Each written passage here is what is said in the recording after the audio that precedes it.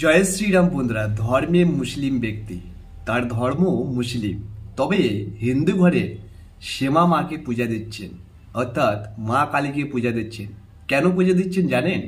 কারণ তার একটা রোগ মুক্ত হয়েছিল এই মহাকালীর সামনে।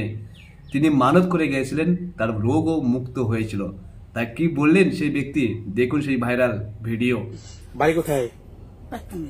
বাবার নাম কি? রশিদ মুন্সি। তা আপনি এখানে এই পূজা দিচ্ছেন কেন? আমার হলো এই অসুখে পড়ে এটা করা লাগতেছে। যেমন মানে অসুখে পড়ছিলাম তো, হ্যাঁ, এই অসুখ সারার জন্য আমার কাছে আসছি। তো আপনি কোন হাদিসে পাইছেন? আপনি একজন মুসলিম হয়ে আপনি তো এরকম পূজা দেন, সেবা দেন, এটা কি শরীয়ত সম্মত জায়েজ আছে? কোন হাদিস মানে ভাই, আমার বিপদে পড়ে আমার কাছে আসি, আমার অসুখের জন্য আসি এ পর্যন্ত ভাই। হ্যাঁ, অসুখের জন্য আসি এই পর্যন্ত। অসুখের জন্য আসেন এই পর্যন্ত, তা আপনি সেবা দিচ্ছেন কেন? সেবা দিতেছি মা, আমার হাজারুল্লাহ সমাজ সামনে আসছে। আপনি কি নামাজ পড়েন? নামাজ পড়ি করি না। নামাজ পড়েন না?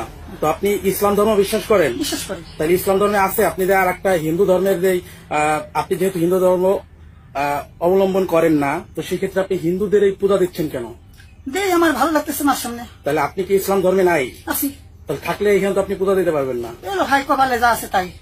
কপালে যা আছে তাই। মানে এটা কি, এই ধর্মটাকে আপনার ভালো লাগে? হিন্দু ভালো লাগে আমার, এটা ভালো লাগে। মসজিদে নামাজ পড়া ভালো লাগে, সবই ভালো। মসজিদে নামাজ পড়েন? আগে পড়তাম, আপনি ফজরের নামাজ পড়ছেন? হ্যাঁ।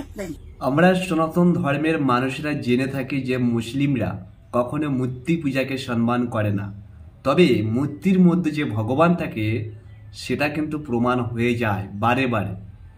তিনি একজন মুসলিম হয়েও তিনি ভগবানকে খুঁজে পেয়েছেন এবং তার যে শরীরের রোগ রয়েছে সেটি মুক্ত করতে পেরেছেন। তো এই ভগবান শ্যামা মায়ের এতটাই ক্ষমতা। তো অবশ্যই ভিডিওটা বেশি বেশি শেয়ার করে সবাইকে দেখার সুযোগ করে দেবে।